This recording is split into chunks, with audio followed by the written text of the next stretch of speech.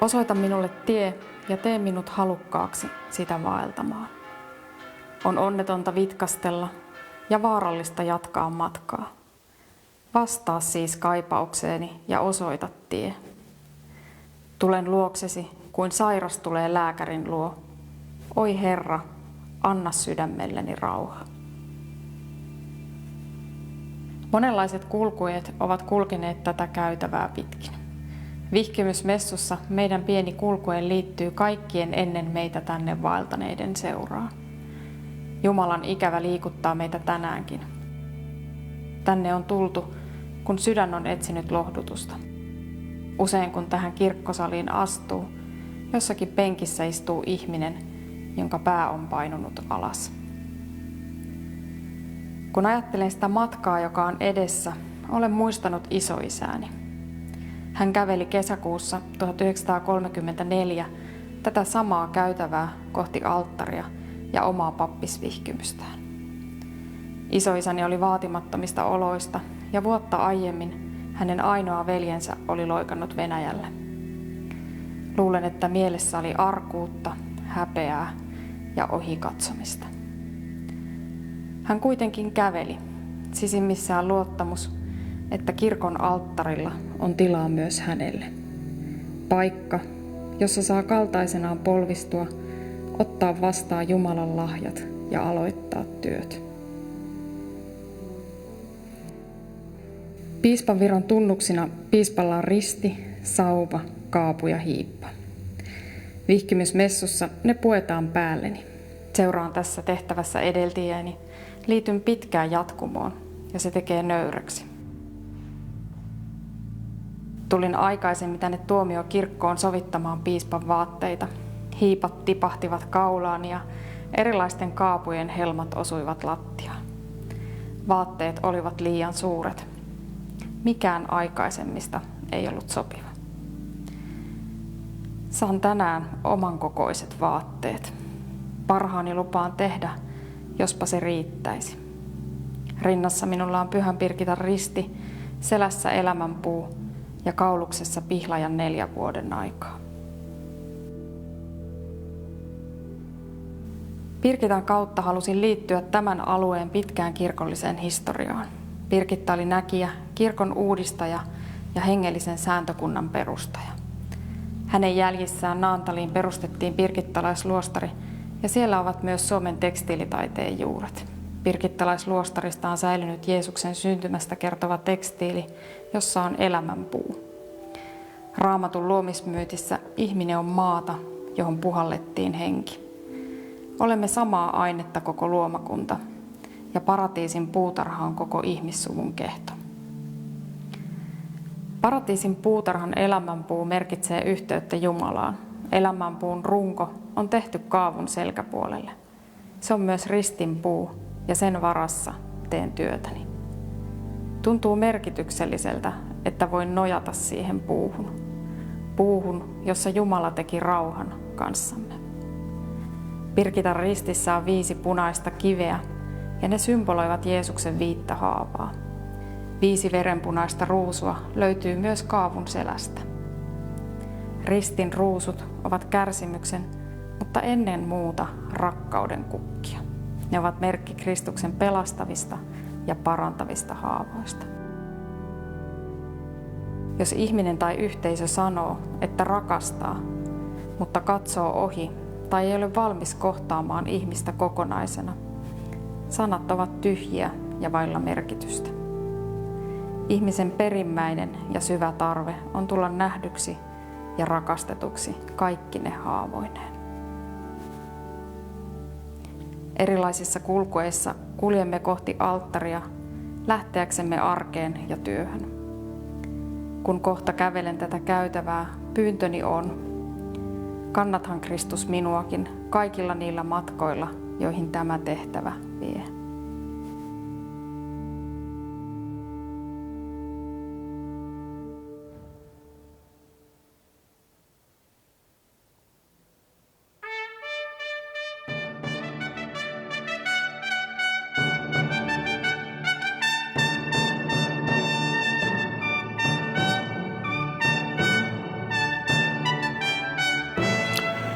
Tervetuloa mukaan piispan virkaan vihkimiseen ja messuun Turun tuomiokirkkoon. Virkaan vihittävä piispa Mari Leppänen astuu todella pitkään jatkumoon. Turun arkkihiippakunta on Suomen vanhin hiippakunta ja sen historia on ollut aina 1200-luvulle asti. Piispan vihki asettaa virkaansa arkkipiispa Tapio Luoma, jonka paikka ristikulkuessa on viimeisenä. Kulkuen ristiä kantaa Toivo Leppänen, kulkuen kynttilöitä Olga ja Onni Leppänen. He ovat Mari Leppäsen lapsia. Piispan vihkimyksessä arkkipiispa avustavat Espoon hiippakunnan piispa Kaisa-Mari Hintikka, Tampereen hiippakunnan piispa Matti Repo ja Lapuan hiippakunnan piispa Simo Peura. Leppänen on 4. arkkihiippakunnan piispa. Hän seuraa piispa Kaarlo Kallialaa, jonka lähtömessua vietettiin tasan viikko sitten.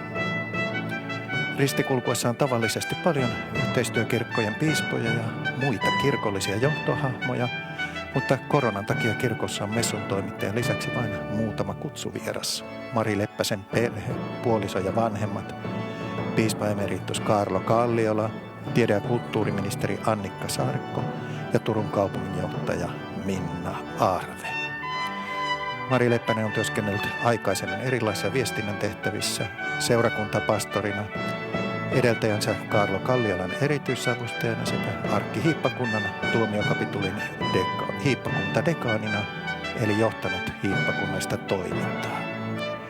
Normaalisti ristikulkuissa kannetaan myös piispan viran tunnuksia, kaapua, hiippaa ja ristiä saavaa, mutta nyt nämä sekä evankeliumikirja ovat valmiiksi alttarilla.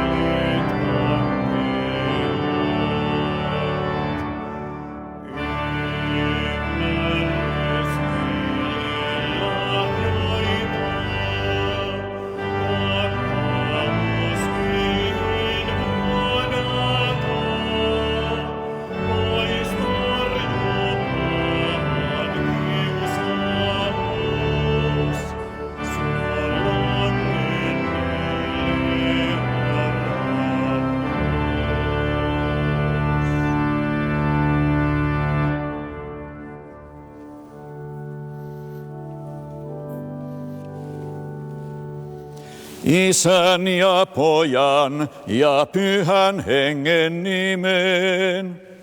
Amen, amen, amen.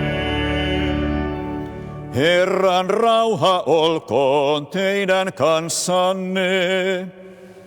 Niin myös sinun henkesi kanssa.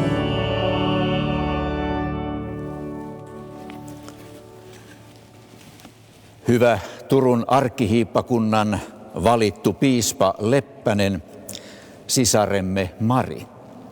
Hyvä seurakunta. Millaista on olla piispa? piispan tarkastuksen kouluvierailuilla tai median haastatteluissa tai tapaamisissa seurakuntalaisten kanssa tämä kysymys voi tulla piispaa vastaan. Kysymyksen taustalla on käsitys tehtävästä, erityisestä tehtävästä, jota piispa on kutsuttu toteuttamaan ja joka antaa hänelle mahdollisuuden vaikuttaa ja olla näkyvillä. Piispuuteen liittyy mielikuvia, jotka yhtäältä nousevat kaukaa kirkon pitkästä perinteestä, mutta jotka toisaalta ovat koko ajan muutoksessa muuttuvan ajan mukana. Ei ole aivan helppo vastata, mitä piispa tarkalleen ottaen tekee ja millaista piispana oleminen on. Sinä, Mari, Turun arkkihiippakunnan uusi piispa, olet epäilemättä pohtinut tätä samaa kysymystä. Millaista on olla piispa? Sinulla on ollut työsi puolesta erityinen aitiopaikka seurata piispan virkaa ja viranhoitoa ensin piispan erityisavustajana ja sitten vielä hiippakuntadekaanina. Tiedät tästä kaikesta jo hyvin paljon. Kysymys lienee kulkenut mielessäsi, kun sinua pyydettiin asettumaan ehdolle piispan vaaliin ja kun suostuit kaikkeen siihen, minkä tuo suostumus tuo mukanaan. Se oli varmasti tämä kysymys siis ajatuksissasi myös vaaliprosessin päätyttyä ja oletan, että tänäänkin piispan vihkimyksessäsi tuo kysymys on läsnä. Millaista on olla piispa? Pian tiedät siitä jotakin omakohtaisesti. Toisen puolesta kukaan ei voi siihen vastata. Tuo kysymys kulkee matkassasi edelleen tulevina viranhoidon vuosina. Piispana olemisessa on jotakin, joka pysyy, mutta samalla sellaista, joka ohjaa etsimään yhä uusia näkökulmia viranhoidon todellisuuteen. Piispuus on rukousta, julistamista, sakramenttien hoitamista. Se on johtamista, vuorovaikutusta ja ihmisten ottamista todesta. Samalla se on päättymätön matka omaan itseen, omien motiivien, toiveiden, tunnelmien ja ajatusten hahmottamista. Välillä niiden kanssa on antauduttava jopa sisäiseen painiin, johon virkaan kohdistuvat monenlaiset odotukset ajavat. Haasteistaan ja vaatimuksistaan huolimatta piispan työ on ihmisen kokoista.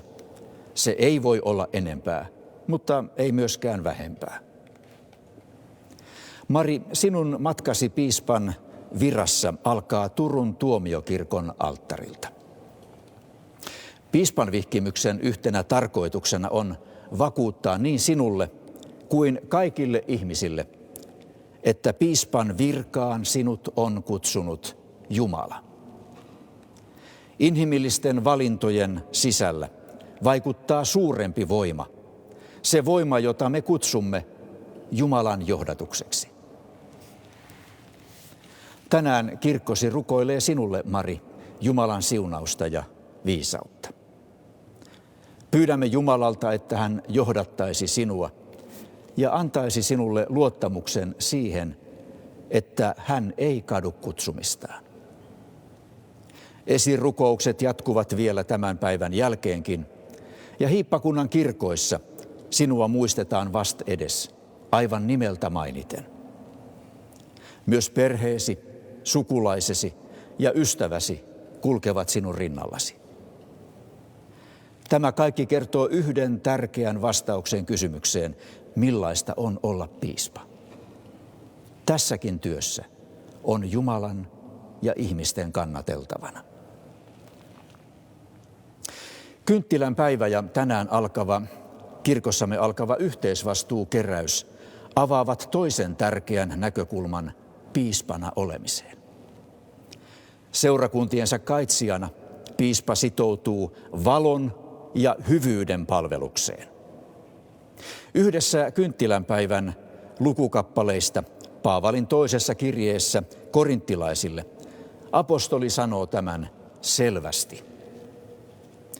Emmehän me julista sanomaa itsestämme, vaan Jeesuksesta Kristuksesta. Jeesus on Herra, ja hän on lähettänyt meidät palvelemaan teitä.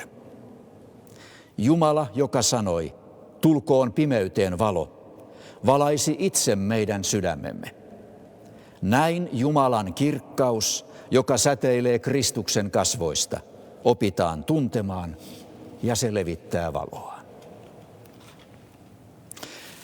Hyvä Mari, kun tänään saat piispan viran merkit, ota ne vastaan rohkeasti.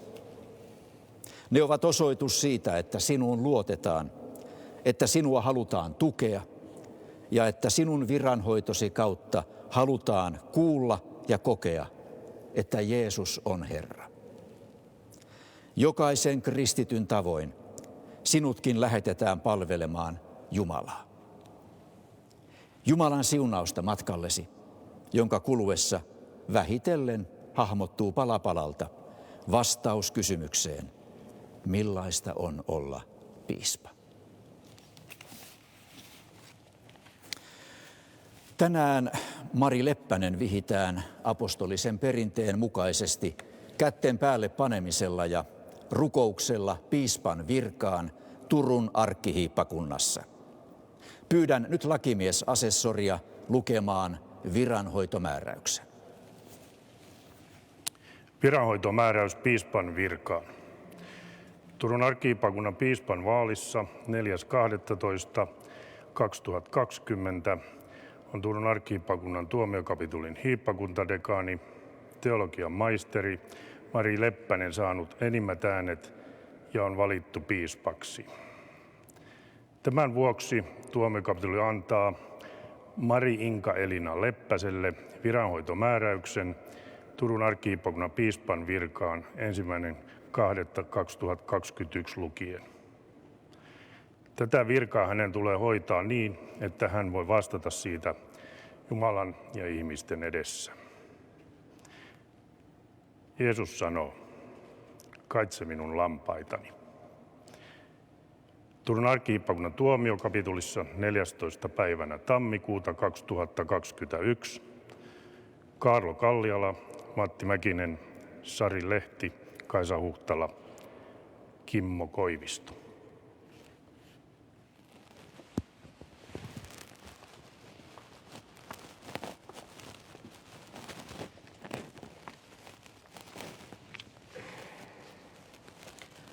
Olemme tässä juhlassa Jumalan kasvojen edessä. Jumala on pyhä ja hänen kirkkautensa täyttää koko maan. Me olemme syntisiä ja kuljemme usein pimeässä. Jumala on kuitenkin hyvä ja armollinen. Hän kutsuu meitä, kun käännymme pois hänestä. Hän etsii meitä, kun eksymme. Siksi saamme rohkeasti ja luottavaisesti tunnustaa hänelle syntimme ja syyllisyytämme yhteen ääneen Jesajan kirjan sanoin. Me kaipaamme valoa, mutta täällä on pimeys. Me kaipaamme kirkkautta, mutta vaellamme yön varjoissa. Kuin sokeat me haparoimme seinänvieriä pitkin, tunnustelemme tietä kuin ne, jotka ovat silmiä vailla. Keskellä päivää me kompastelemme niin kuin hämärissä. Parhaassa iässämme olemme jo kuolleitten kaltaisia. Me murisemme kuin karhut, valitamme ja vaikerramme kuin kyyhkyset. Me kaipaamme oikeutta, eikä sitä ole. Kaipaamme pelastusta, mutta se on meistä kaukana. Paljon olemme rikkoneet sinua vastaan. Alati syntimme syyttävät meitä ja rikkomuksemme seuraavat meitä kaikkialle. Jeesus sanoo, ystäväni, ole rohkealla mielellä. Sinun syntisi annetaan anteeksi. Hänen palvelijanaan julistan sinulle synninpäästön, Isän ja Pojan ja Pyhän Hengen nimeen. Amen, amen, amen. Psalmisävellyksen on tätä messua varten lahjaksi Mari Leppäsen tehnyt Turun Henrikin seurakunnan kanttori Olli-Pekka Laakkonen. Arne Pelkonen laulaa säästössä Anu Ooberi. Herran armotöitä minä julistan, Herran tekoja ylistettäviä. Nouskoon huutoni eteesi, Herra, anna minulle ymmärrystä. Tee sanasi mukaan. Tulkoon avun pyyntöni eteesi. Pelasta minut, tee lupauksesi mukaan. Kummutkoon ylistys huuliltani. Opeta määräyksesi minulle, laulakoon suuni lupauksistasi. Sillä käskysi ovat hyvät ja oikeat. Kunnia Isälle ja Pojalle ja Pyhälle Hengelle, niin kuin oli alussa, nyt on ja aina. Iankaikkisesta, iankaikkiseen. Amen.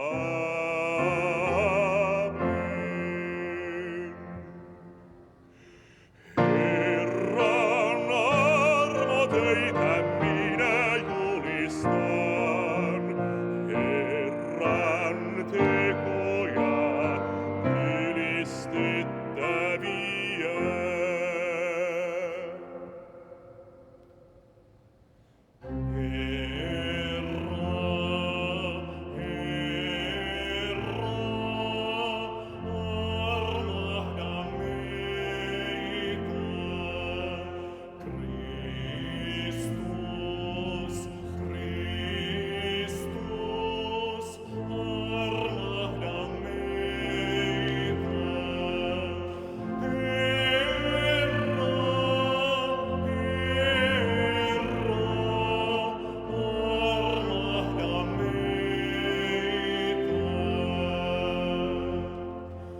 Kunnia Jumalalle korkeuksissa, maanpäällä rauha ihmisillä, joita hän rakastaa. Sinua me kiitämme, sinua ylistämme, sinua me palvomme.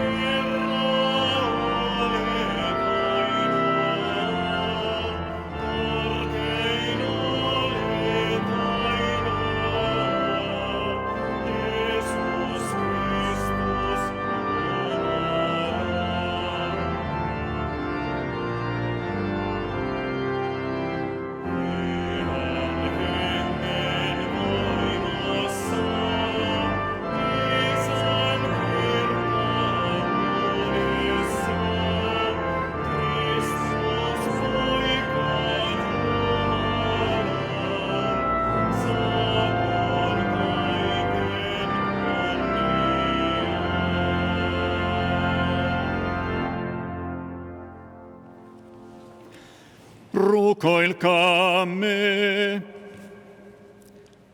Pyhä Jumala, laupias Isä, sinä lähetit poikasi maailman pelastajaksi. Sido meidät sanaasi ja pyhitä meidät totuudessa. Auta meitä palvelemaan toisiamme niillä armolahjoilla, jotka olemme saaneet.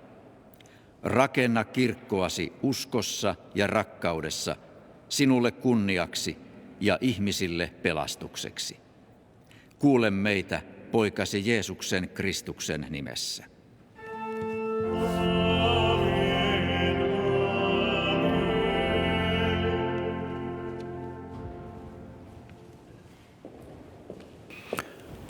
Ministeri Annika Saarikko lukee Vanhan testamentin lukukappaleen.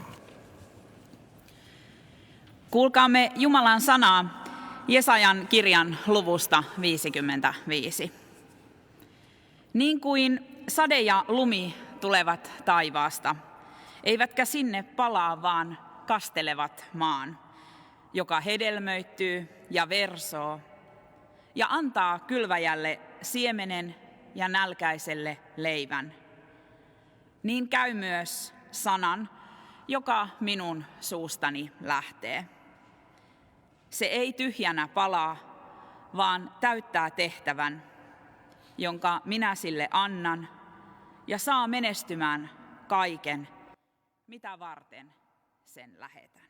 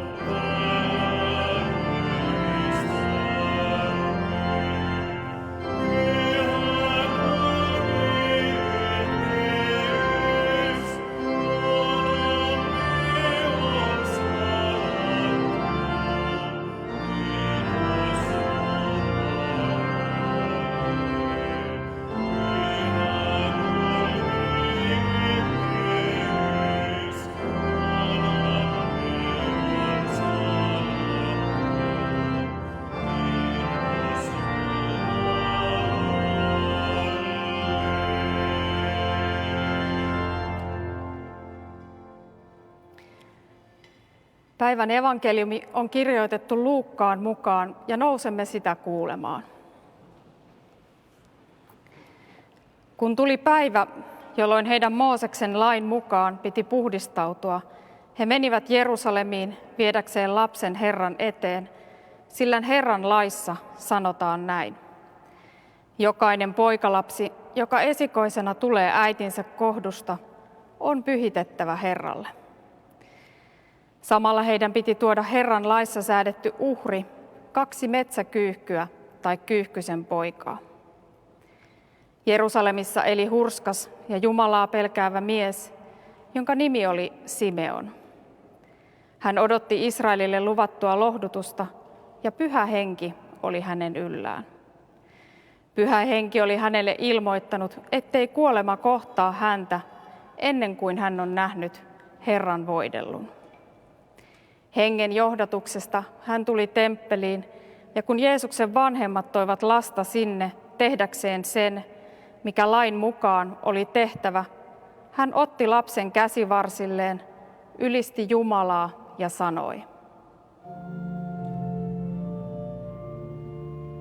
Herra, nyt sinä lasket palvelijasi rauhaan, sanasi mukaan, sillä silmäni ovat nähneet autuutesi.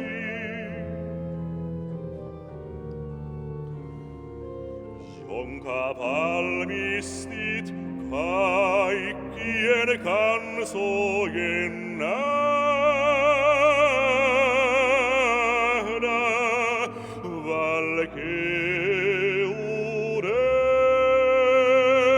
valkeudeksi pakanoille ja kirkkaudeksi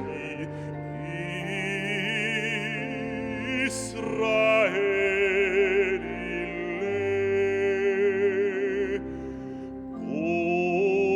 Kunnia olkoon Isän ja Pojan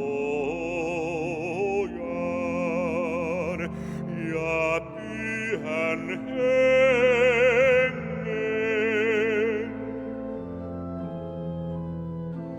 niin kuin alusta ollut nyt on ja aina. Iankaikkisesti. Amen.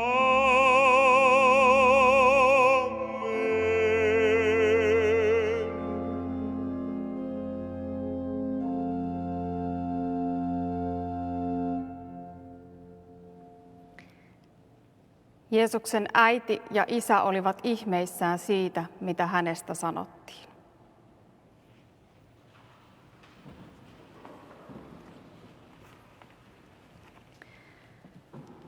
Valmistautuessani piispan vihkimykseen mielessäni on ollut tämä tuomiokirkon pitkä käytävä. Käytävä suuntaa kulkuni alttarille ja matkani maailmaan. Pitkä käytävä vie ajatukset kaikkiin niihin askeleisiin, joita näillä kuluneilla kivillä on kuljettu. Kulkueisiin, jonka alkupäässä on liikkeellä oleva Jumalan kansa. Myös Jerusalemin temppeliin kulkeva köyhä joulun perhe, jonka ohi moni on katsonut ja jolta moni on sulkenut oven. Marmorisen temppelin käytävällä heidän on täytynyt tuntea arkuutta, ehkä vierauttakin. Kun Maria ja Joosef kulkevat Jerusalemin temppelissä, tätä tuomiokirkon käytävää ei vielä ole. Menee yli 1000 vuotta, kun merenpohjasta kohoaa tämä unikankareen kumpu, jolle rakentuu kulttuurimme synnyinsijat ja tämä neitsyt Marialle ja Pyhälle Henrikille omistettu kirkko. Tämä kirkko on nähnyt vaurautta, iloa ja hienoja kulkueita ja yhtä aikaa kaipausta, tuhoa, surua ja osattomuutta. Tänne ihmiset ovat tuoneet elämänsä, löytäneet lohdutuksen ja vieneet sen arkeensa. Sitten on ihmisiä, jotka olisivat kyllä halunneet astella tätä käytävää, löytää alttarin ja lohdutuksen, mutta siihen ei ole ollut mahdollisuutta. Syitä on paljon, on sisäisiä esteitä, on eri aikakauden ihmiskäsityksen luomia esteitä ja kirkon perinteestä tulevia esteitä. Kirkon portinvartijat ovat toisille avanneet ja toisilta ovet sulkeneet. Sellainen on tämän Jumalan huoneen historia ja todellisuus. Tähän askeleeni lomittuvat ja mielessäni ovat aikaisemmat sukupolvet, myös isoisäni, joka aikanaan mieli arkana kulki tätä käytävää. Käytävää, jonka päässä on alttari, johon polvistua ja josta aloittaa työt. Sukupolvien kohtaamisessa tiivistyvät elämän syvät merkitykset ja jatkuvuus. Ehkä tiedät, miltä tuntuu pitää sylissä vastasyntynyttä. Kokemuksessa on jotain samaa kuin silittää pitkän elämän eläneen ihmisen ohutta ihoa. Sanat eivät ehkä tavoita, mutta elämän tunto on sormenpäissä ja ihossa, ja ne ymmärtävät toisiaan. Jerusalemin temppelillä käytävällä kohtaavat Jeesus ja Simeon, vauva ja vanhus, viattomuus ja viisaus, matkan alku ja loppu. Temppeli oli juutalaisen uskonnon ja uhrimenojen keskus, ja juutalaisen lain mukaan lapsi oli pyhitettävä ja äidin oli puhdistauduttava. Näin toimivat Maria ja Joosef, ja niin ovat tehneet lukuisat vanhemmat ennen heitä ja meitä. Vaikka maailma ja uskonnolliset traditiot ovat sittemmin vapautuneet, paljon on ihmiseltä Jumalan nimissä vaadittu ja yhä vaaditaan. Tänään osana pitkää kulkuetta ajattelen erityisesti sinua, joka kannat sielussasi ja ruumiissasi vaatimusten viittaa, jonka ihmiset ovat pukeneet yllesi Jumalan nimissä. Et hän unohda, temppeliin saapuva lapsi mursi kaikki kahleet. Vaatimusten käytävältä alkoi uusi aika, lähti liikkeelle vapauden kulkue. Jerusalemin temppelissä oli ruuhkaa, mutta nyt kirkkosali edessäni on tyhjä. Mielessäni on kuitenkin kasvoja ja tunnen yhteyden. Tänään me yhdessä muodostamme tämän päivän kulkueen. Simeon on kulttuurimme vastakuva. Hän on maanhiljaisten arkkityyppi ja kärsivällisyyden perikuva. Jokaisen kaipaavan matkaystävä. Kaipaus on ollut Simeonin seuralainen koko hänen elämänsä ajan. Kuinka monet kerrat hän on lähtenyt temppelistä sydän tyhjänä ja mielessä rauhattomuus. Simeon on usein nähnyt, miten perheet tulevat ja uhraavat, mutta nyt on erilainen päivä. Simeon näkee usein toistuneessa jotain enemmän. Katseet kohtaavat ja Simeon nostaa lapsen käsivarsilleen. Minun silmäni ovat nähneet sinun pelastuksesi. Mennyt ja tuleva koskettavat toisiaan, odotus ja täyttymys katsovat toisiaan. Simeon saa katsoa tulevaisuutta. Saisimmeko mekin? Temppelissä oli paikalla myös profeetta Hanna. Kertomus Hannasta ei kuulu kynttilänpäivään, mutta siitä Luukas kertoisi seuraavaksi. Hanna on jo vanha ja elänyt pitkään leskenä. Hän palveli yötä päivää Jumalaa ja kerrotaan, ettei hän poistunut temppelistä lainkaan. Sellainen uskollinen Jumalan palvelija, lakkaamattoman rukouksen ihminen. Nainen, joita Jumalan huoneissa tapaamme yhä kaikkialla maailmassa. Hannasta tiedämme vain vähän. Luukas kertoo kuitenkin Hannasta olennaisen. Jeesus lapsen kohtaamisen jälkeen Hanna ylisti Jumalaa ja puhui lapsesta kaikille. Simeonin uskon kokemus ei ole unohtunut. Se on tänäänkin kaikunut näissä holveissa ja monissa kodeissa. Sanat ovat tavoittaneet unohdetut ja lohdutusta vaille jääneet. Näinä päivinä hänen sanansa lausutaan kirkoissa halki maailman. Eikä vain tänään, sillä Simeonin ihmeellinen kiitoslaulu kohoaa kaipaavien huulilta joka ilta rukoushetkissä läpi kristikunnan. Hannan sanoja emme samalla tavalla tunne. Tänään alkava yhteisvastuukeräys kiinnittää katseen vanhoihin ihmisiin. Heihin, joiden kertomusta kukaan ei kerro. Se kutsuu niiden seuraan, jotka elävät yksin, köyhyydessä tai muuten vailla suojaa. Se ohjaa katsomaan vanhan ihmisen elämän todellisuutta, jonka ohi helposti ruuhkavuosissa kuljemme. On monia, jotka vain katsovat ikkunasta ulos maailmaan kuin näytelmää katsomosta. Ihmisiä, joille omasta kodista on tullut vankila ja ovisilmästä ikkuna kaukaiseen todellisuuteen. On ihmisiä, joilla ei ole ketään. Ihmisiä, joita kukaan ei katso silmiin eikä varsinkaan kosketa. Elämää musertava yksinäisyys ei ole itse valittua, sen sanelee pakko. Vanhusten kodeista ja palvelutalojen huoneista kuuluu hätähuuto.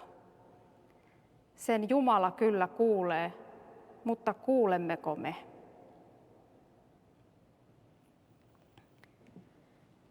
Kynttilän päivän Jeesus on elämän alussa, Simeon ja Hanna lopussa. Tässä alun ja lopun välissä toteutuu ihmisen elämä. Pitkän kotimatkamme seuralaisena elää sammumaton kaipaus rakkauteen ja syliin. Kuka lohduttaisi minua? Tämä kysymys, tyhjyys ja ulkopuolisuus voi yllättää meidät sielläkin, missä on temppelin tavoin menoa, liikettä ja rituaaleja. Siellä, missä on tiivistynyt vuosisatainen uskon perintö, missä on kaikki lohdutuksen sanat.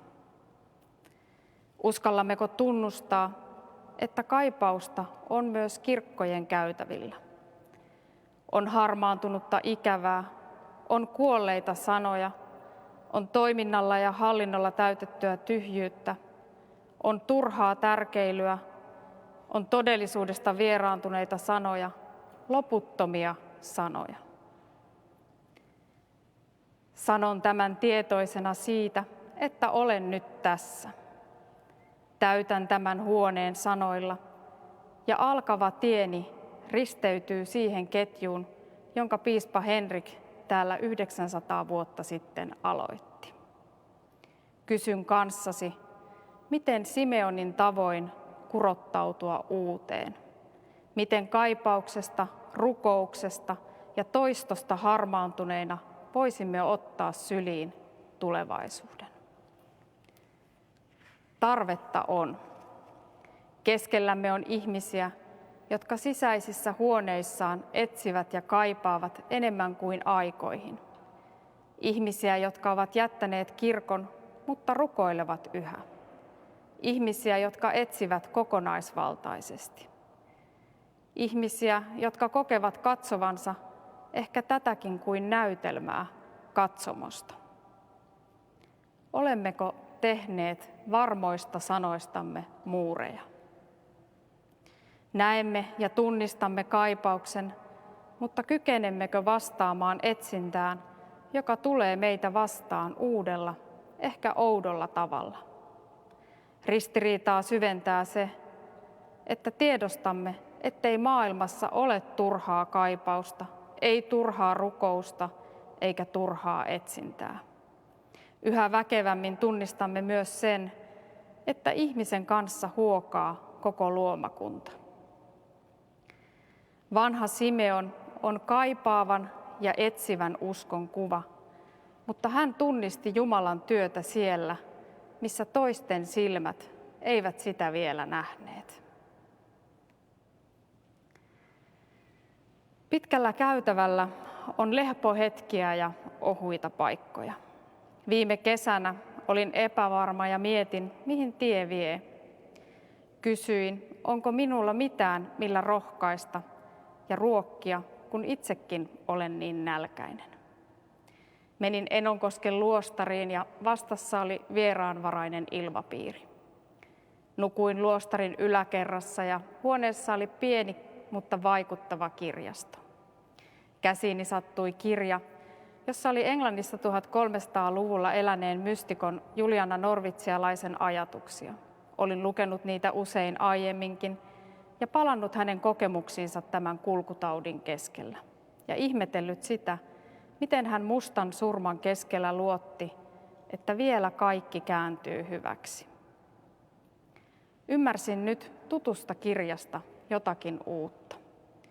Juliana rukoili, että Jumala antaisi hänelle 3 haavaa: katumuksen, myötätunnon ja Jumalan lakkaamattoman kaipauksen haavan. Kaikki olivat tärkeitä, mutta erityisesti viimeinen osui: Jumalan lakkaamattoman kaipauksen haava. Olin vuosia rukoillut, että haavani umpeutuisi, ja sinä valoisana kesäyönä ymmärsin, että ei, asia on juuri päinvastoin. Kumpa Jumalan haavat eivät minussa koskaan umpeutuisi. En tiedä, millaisten haavojen kanssa elät, mutta minua tämä näkökulman muutos lohdutti. Haavoistahan kristinuskossa on kyse. Hänen haavojensa hinnalla me olemme parantuneet. Tänään Jeesus ei sano mitään. Jeesus katsoo ja suostuu syliin. Hän katsoo vastasyntyneen viattomuudella: tulin sinua, sinun elämääsi ja sinun vaellustasi varten. Kivinen temppeli ei täyttänyt Simeonin kaipausta. Simeonin kaipaus päättyi, kun hänen sylinsä täyttyi. Tänään osat vaihtuvat. Kristus tulee luoksesi, ottaa syliinsä, kantaa kappaleen matkaa sydäntään vasten painaan ja kysyy: jaksathan taas, kun minä sinua näin kannan. Tuomiokirkon käytävältä ovet avautuvat kaupunkiin. Meidät lähetetään maailman kaikkiin kyliin, kulkueisiin, jossa on eri tavoin kaipaavia, alaspainettuja ja ohikatsottuja. Etsi yhteyttä lapsista vanhuksiin, ota syliin kaikilla niillä tavoin, mikä nyt vain on mahdollista. Sylissä on ihmisen hyvä olla. Sylissä on Kristuksen asuinsija.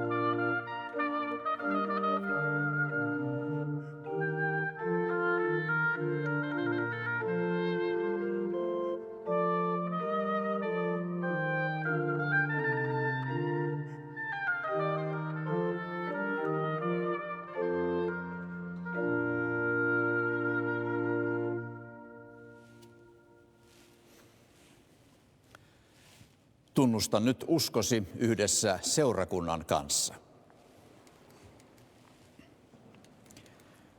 Me uskomme yhteen Jumalaan, kaikkivaltiaaseen Isään, taivaan ja maan, kaiken näkyvän ja näkymättömän luojaan. Me uskomme yhteen Herraan, Jeesukseen Kristukseen, Jumalan ainoaan poikaan, joka on syntynyt Isästä ennen aikojen alkua, Jumala Jumalasta, valo valosta, tosi Jumala tosi Jumalasta, syntynyt ei luotu, joka on samaa olemusta kuin Isä, ja jonka kautta kaikki on saanut syntynsä. Ja meidän pelastuksemme tähden astui alas taivaista, tuli lihaksi Pyhästä Hengestä ja neitsyt Marjasta, ja syntyi ihmiseksi. Ristiin naulittiin meidän puolestamme Pontius Pilatuksen aikana, kärsi kuoleman ja haudattiin, nousi kuolleista 3. päivänä, niin kuin oli kirjoitettu. Astui ylös taivaisiin, istuu Isän oikealla puolella ja istunut täyssään tuleva takaisin tuomitsemaan eläviä ja kuolleita, ja jonka valtakunnalla ei ole loppua. Me uskomme Pyhään Henkeen, Herraan ja eläväksi tekijään, joka lähtee Isästä ja Pojasta, jota yhdessä Isän ja Pojan kanssa kumarretaan ja kunnioitetaan, ja joka on puhunut profeettojen kautta. Uskomme yhden, pyhän, yhteisen ja apostolisen kirkon. Tunnustamme yhden kasteen syntien anteeksi antamiseksi. Odotamme kuolleiden ylösnousemusta ja tulevan maailman elämää. Seurakunta voi istuutua. Tahdotko Jumalan avulla pysyä lujana tässä kirkon uskossa ja vahvistaa siinä seurakuntalaisia? Tahdon. Apostoli Paavalin ensimmäisestä kirjeestä Korintin seurakunnalle. Meitä on siis pidettävä Kristuksen palvelijoina, joiden huostaan on uskottu Jumalan salaisuudet. Siltä, jolle on jotakin uskottu, vaaditaan, että hän osoittautuu luottamuksen arvoiseksi. Olet ottanut vastaan kutsun Turun arkkihiippakunnan piispan virkaan. Tahdotko hoitaa tätä virkaa oikein ja uskollisesti Jumalan sanan ja kirkkomme tunnustuksen mukaisesti? Tahdon. Jeesus tuli heidän luokseen ja puhui heille näin. Minulle on annettu kaikki valta taivaassa ja maan päällä. Menkää siis ja tehkää kaikki kansat minun opetuslapsikseni. Kastakaa heitä Isän ja Pojan ja Pyhän Hengen nimeen. Ja opettakaa heitä noudattamaan kaikkea, mitä minä olen käskenyt teidän noudattaa. Ja katso, minä olen teidän kanssanne kaikki päivät maailman loppuun asti. Tahdotko valvoa, että evankeliumia saarnataan puhtaasti, sakramentteja jaetaan Kristuksen asetuksen mukaisesti ja seurakuntia hoidetaan kirkkomme järjestyksen mukaan? Tahdon.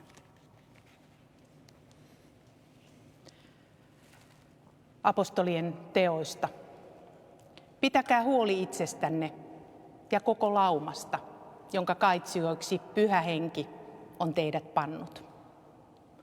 Huolehtikaa seurakunnasta, jonka Herra omalla verellään on itselleen lunastanut. Tahdotko edistää kaikkea, mikä rakentaa Kristuksen kirkkoa, ja elää niin, että olet esikuvana seurakunnalle? Tahdon. Kaikkivaltias Jumala, auttakoon sinua pitämään sen, minkä olet luvannut. Vieköön hän itse päätökseen sinussa alkamansa hyvän työn. Sillä valtuutuksella, jonka Kristuksen kirkko on Jumalan tahdon mukaisesti minulle antanut, vihin sinut piispan virkaan Turun arkkihiippakunnassa Isän ja Pojan ja Pyhän Hengen nimeen.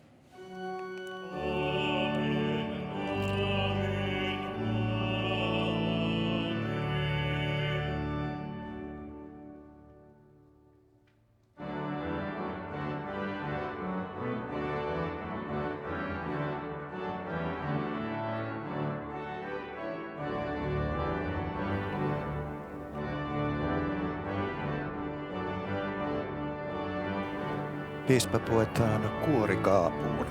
Piispan kuorikaapu vakiintui keskiajan lopulla piispan ja pappien asuksi vihkimyksissä, juhlallisissa rukoushetkisissä ja liturgisissa kulkuessa.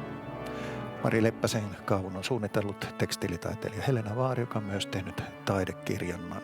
Kaavun ja heipanon ommellettu Artenomi Tytti Helles. Piispa Leppäsen asunnimi on Siunattu maa, joka tulee birgittalaissisarten laulusta, ja se viittaa luomiseen. Ihminen on maata, johon puhallettiin elämän henki. Ihminen on sama aineesta kuin koko luomakunnan alkuperä. Mielenkiintoinen yksityiskohta on kaavussa oleva koru, solkeena toimiva Birgitan risti. Usein nämä soljet ovat erikseen teetettyjä, mutta tämä Piispa Leppäsen itse kirpputorilta löytämä.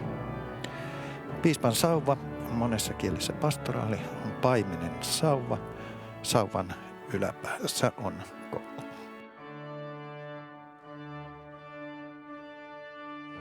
Yhteinen Jumala, Isä ja Poika ja Pyhä Henki, ja pyhittäköön hän sinut palvelemaan Kristuksen kirkkoa aina ja kaikkialla.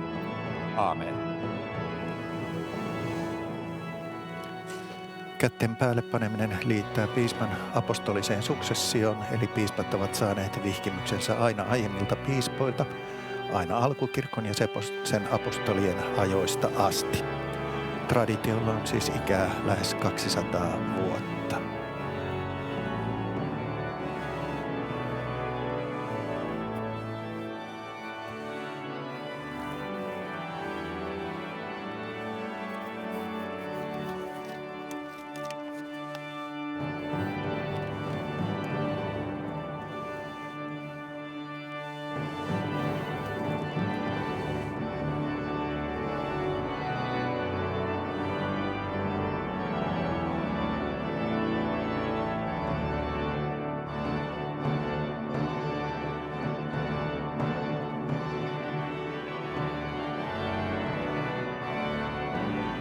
Piispan hiippa vakiintui piispan tunnukseksi 1100-luvulla.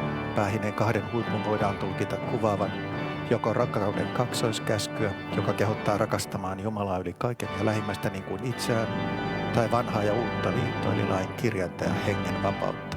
Näitä kaikkia piispan tulee virassaan toteuttaa kirkon parhaaksi.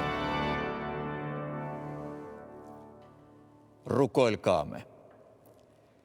Pyhä Isä, iankaikkinen Jumala, me kiitämme sinua siitä, että suuressa rakkaudessasi meitä ihmisiä kohtaan lähetit ainoan poikasi Jeesuksen Kristuksen meille vapahtajaksi, sielujemme paimeneksi ja ylipapiksi. Kiitämme sinua siitä, että perustit kirkkosi maan päälle ja annoit sille kaitsijan viran. Me rukoilemme, anna Pyhän Hengen lahja palvelijallesi Marille, joka nyt on vihitty piispan virkaan. Anna hänelle kestävyyttä ja uskollisuutta, nöyryyttä ja viisautta kansasi palvelemiseesi. Rohkaise häntä julistamaan evankeliumia puhtaasti ja puolustamaan totuuttasi. Auta häntä tukemaan seurakuntien työntekijöitä ja muita vastuunkantajia. Täytä hänet rauhallasi ja anna hänelle luottamus siihen, että sinä olet hänen kanssaan. Vahvista hänen uskoaan, toivoaan ja rakkauttaan. Tätä pyydämme poikasi Jeesuksen Kristuksen kautta, joka sinun ja Pyhän Hengen kanssa elää ja hallitsee iankaikkisesta iankaikkiseen.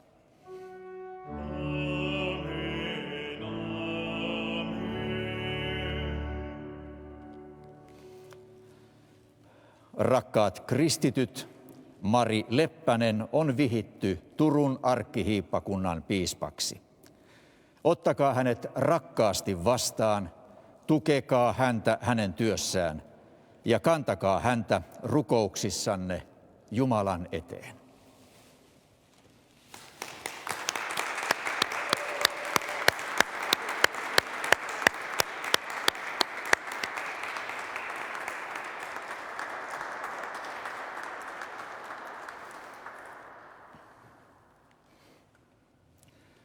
Jeesus sanoo, kaitse minun lampaitani, lähde rauhassa ja palvele Herraa iloiten.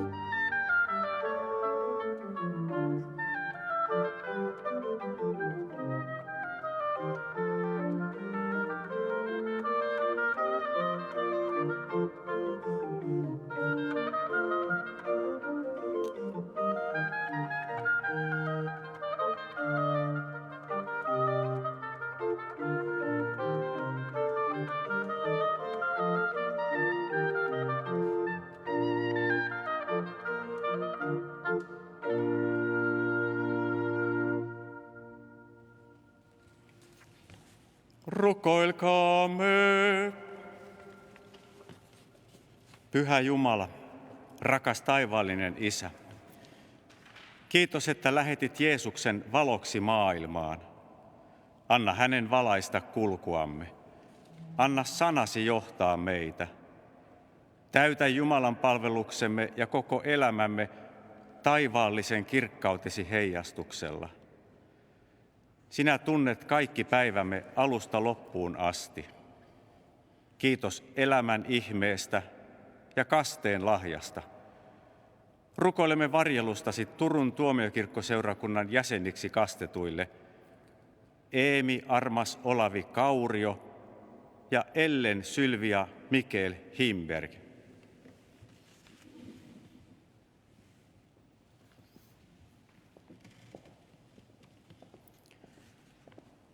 Rukoilemme siunausta avioliittoaikeestaan ilmoittaville Mika Kristian Linnama ja Mia Marika Andreasen Rauman seurakunnasta. Muistamme edessäsi tuomiokirkkoseurakunnan poisnukkuneita jäseniä Jaakko Matias Anttila, 96, Elsa Marjatta Pentikäinen, 89 ja Aira Anneli Malka, 87 vuoden iässä.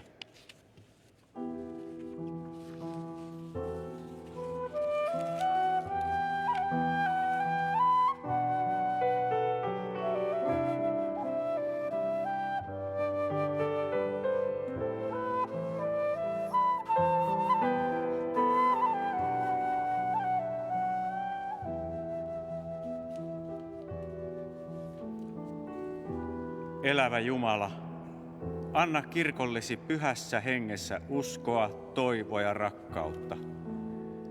Täytä seurakuntasi ilolla. Uudista se voimallasi ja tee siitä hyvyytesi todistaja kaikkialla maailmassa. Siunaa Turun arkkihiippakunnan piispaa Mari Leppästä, joka on tänään vihitty virkaansa. Lahjoillasi meitä siunaat, kaiken annat ajallaan. Opeta, oi Herra, meitä omastamme jakamaan.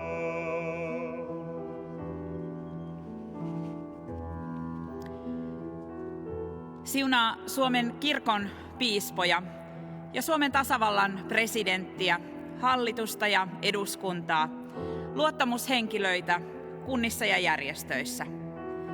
Kiitos hyvinvointiyhteiskunnasta, jossa jokaisen tulee olla yhtä tärkeä ja merkityksellinen. Auta meitä käyttämään pienetkin mahdollisuutemme vaikuttaa. Anna piispaksi vihitylle ystävälleni Marille voimaa ja viisautta. Tule erityisen liki väsymyksen hetkinä. Rukoilemme myös Marin läheisten ja perheen puolesta. Auta heitä tukemaan toisiaan ja elämään yhdessä sinun edessäsi. Muistuta myös, että emme kiinnittyisi tavaraan. Opeta, oi Herra, meitä omastamme jakamaan. Havahduta meidät näkemään lähimmäisemme lähellä ja kaukana. Vahvista toivoa taloudellisten vaikeuksien keskellä.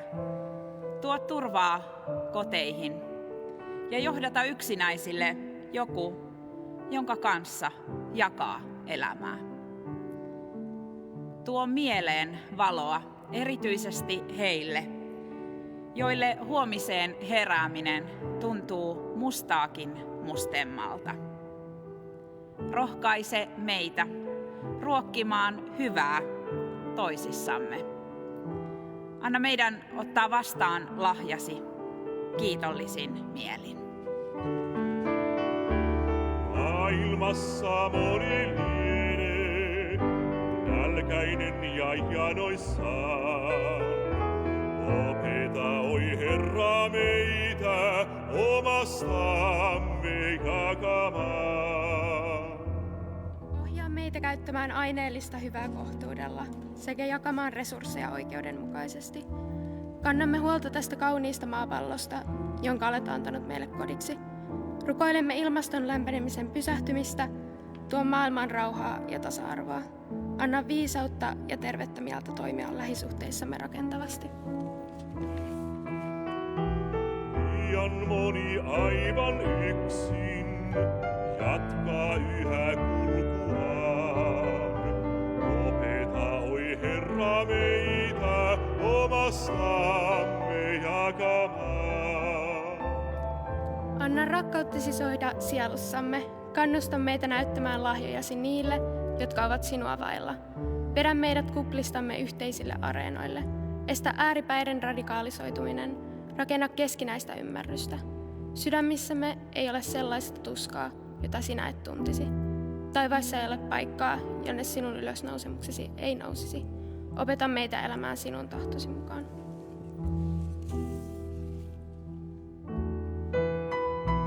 Näytä, missä lahjojamme, apuamme tarvitaan. Opeta, oi Herra, meitä omastamme jakamaan. Siunaa tänään alkava yhteisvastuukeräys. Ohjaa meitä jakamaan omastamme toisten hyväksi. Rukoilemme kaikkien niiden puolesta, jotka kärsivät koronaviruksen vuoksi. Kiitos kaikista, jotka työskentelevät pandemian voittamiseksi. Anna heille kestävyyttä, viisautta ja voimia. Anna meille sinnikkyyttä ja kärsivällisyyttä noudattaa viranomaisten ohjeita.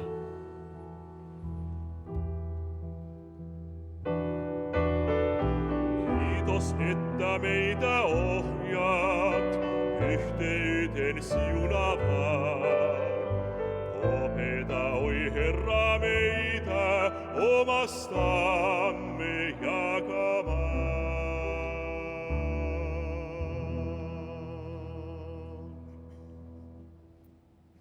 Jumala, luojamme, sinä valaiset maan ja ylläpidät kaikkea elämää. Sinä kuulet rukouksemme, sinua me ylistämme. Jätämme itsemme, toinen toisemme ja koko maailman sinun turviisi.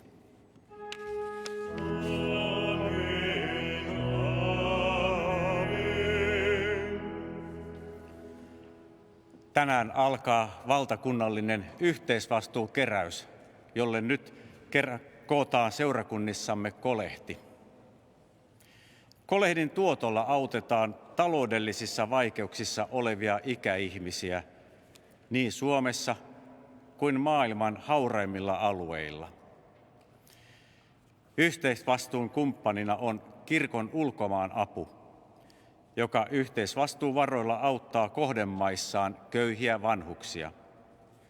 Suomessa kirkon diakoniarahasto antaa vaikeuksissa oleville ikäihmisille taloudellista apua.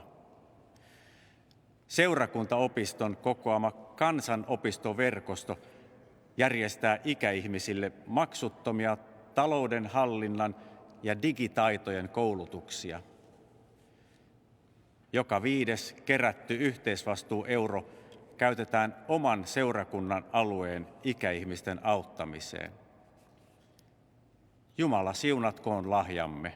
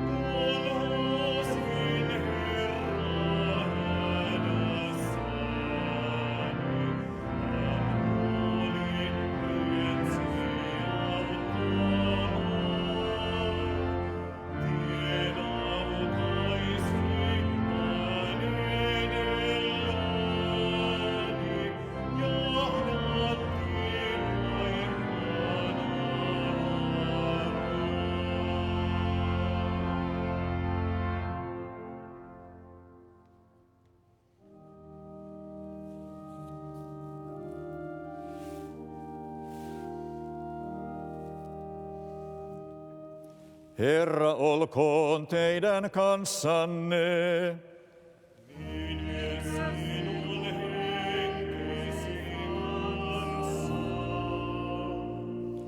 Ylentäkää sydämenne. Ylennämme sen Herran puoleen. Kiittäkäämme Herraa Jumalamme.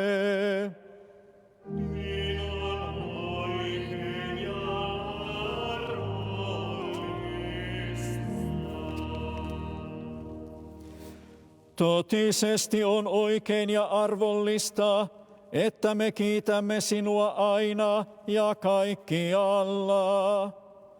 Pyhä Herra, kaikkivaltias Isä, iankaikkinen Jumala, Jeesuksen Kristuksen, meidän Herramme kautta. Hänet sinä olet korottanut oikealle puolellesi, ylemmäksi kaikkia valtoja, voimia ja herruuksia. Hänen lupauksensa mukaan sinä olet vuodattanut Pyhän Hengen, niin että kaikki kansat ja kielet julistaisivat sinun suuria tekojasi. Me kiitämme sinua tästä taivaan lahjasta ja laulamme sinulle ylistystä enkelien ja kaikkien pyhien kanssa.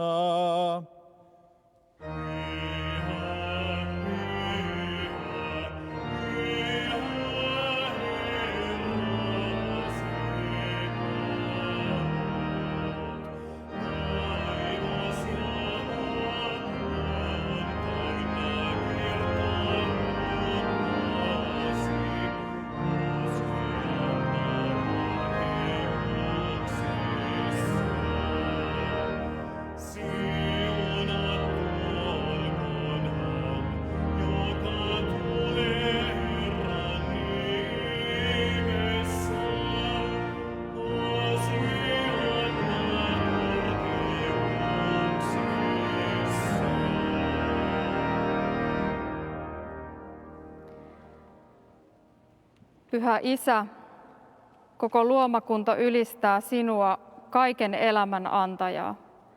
Sinä et hylännyt luotujasi synnin ja kuoleman valtaan, vaan lähetit ainoan poikasi ihmiseksi pelastamaan meidät.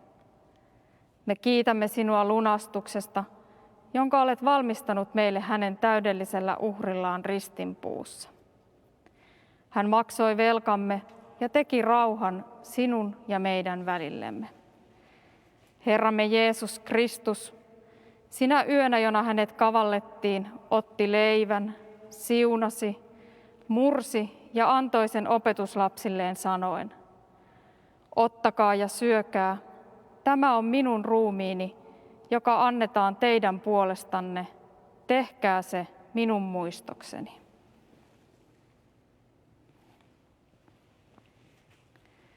Samoin hän otti maljan, kiitti ja sanoi: ottakaa ja juokaa tästä te kaikki. Tämä malja on uusi liitto minun veressäni, joka vuodatetaan teidän puolestanne syntien anteeksi antamiseksi. Niin usein kun te siitä juotte, tehkää se minun muistokseni.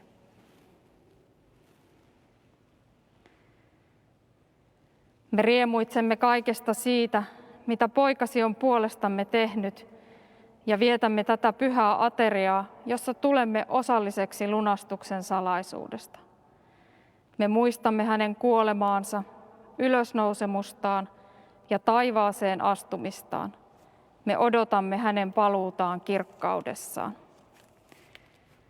Lähetä Pyhä Henkesi siunaamaan meitä, että ottaisimme uskossa vastaan poikasi ruumiin ja veren. Yhdistä meidät häneen ja toisiimme. Auta meitä antamaan itsemme eläväksi uhriksi Kristuksessa, sinulle kiitokseksi ja kunniaksi. Hänen kauttaan, hänen kanssaan ja hänessä kuuluu sinulle kaikkivaltias Isä, Pyhän Hengen yhteydessä, kunnia ja kirkkaus aina ja ikuisesti.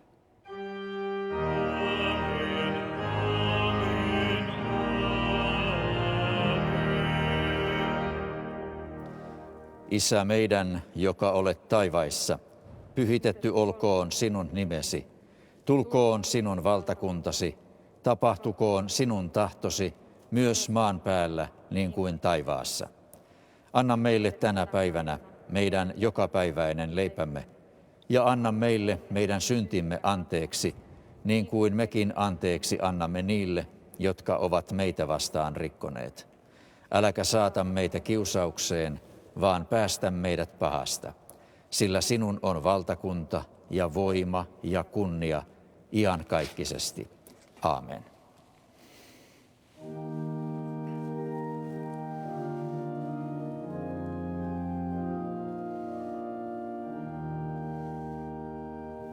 Herran rauha olkoon teidän kanssanne.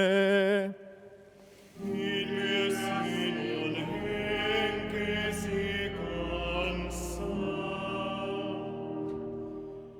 Jumalan karitsa,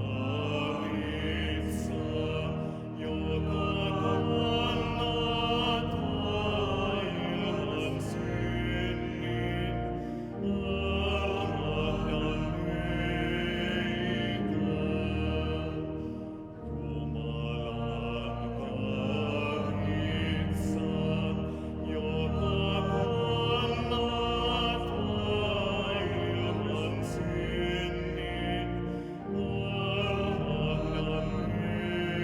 meitä.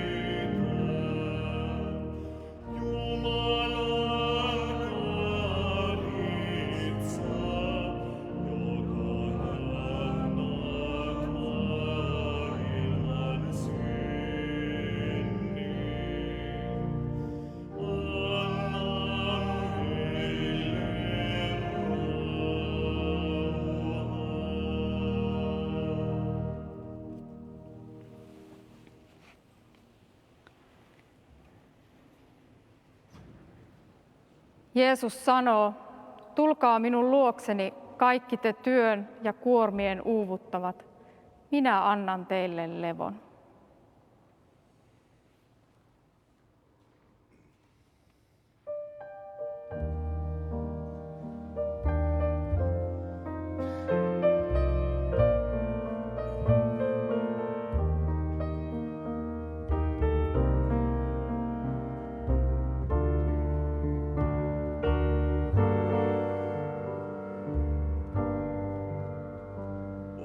mulla on onnen päivä, miksi en mä laulaisin, kun sydämen on täynnä, miksi siitä kertoisin.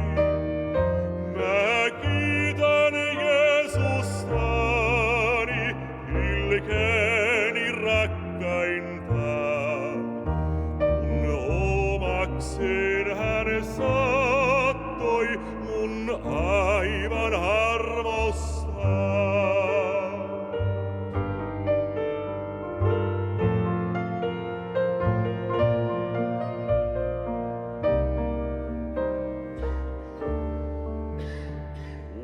Jeesus ompi mulla, on kyllin kaikkea. Ei mitään puutu multa, kun hän on minulla. Oi hänen rakkautensa, se ompi verraton.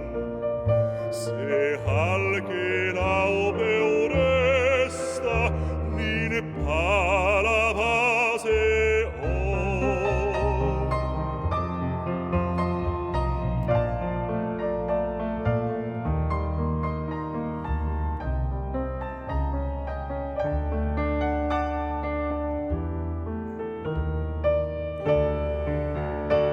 Oi kiitos Jeesukseni, kun maksoit velkani.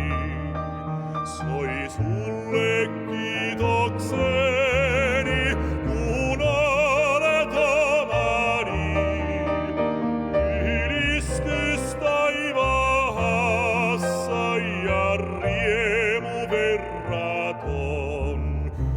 Oi autuus ilo rauha, se suloisinta on.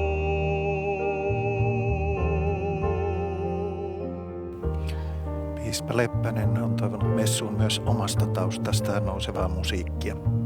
Tämä lestadiolaisesta traditiosta nouseva Sionin laulu laulettiin myös Mari Leppäsen pappisvihkimyksen jälkeisessä juhlassa. Lopun kontrabasso-osuus viittaa Leppäsen nuoruudessa soittamaan instrumenttiin.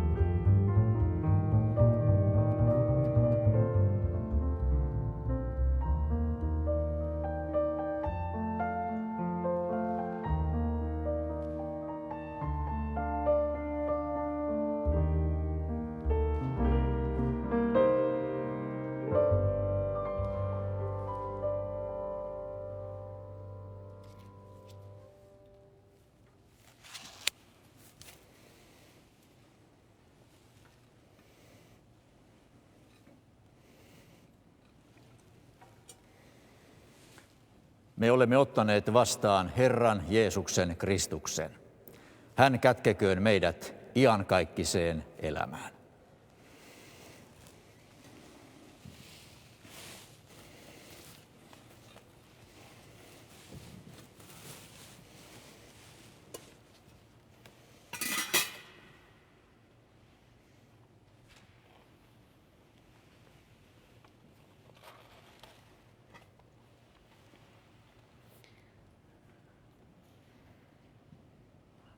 Rukoilkaamme.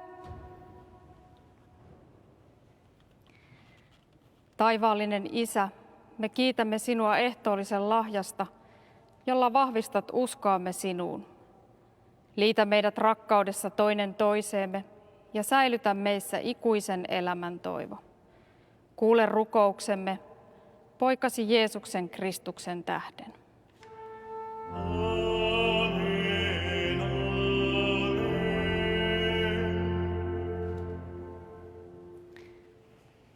Nousemme kiittämään Jumalaa virren 339 sanoin ja sävelin.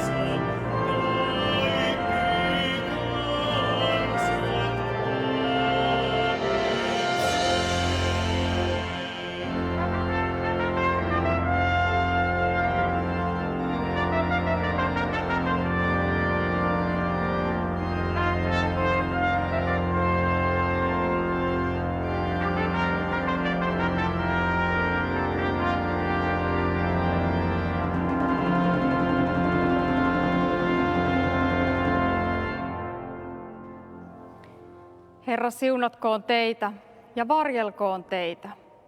Herra, kirkastakoon kasvonsa teille ja olkoon teille armollinen.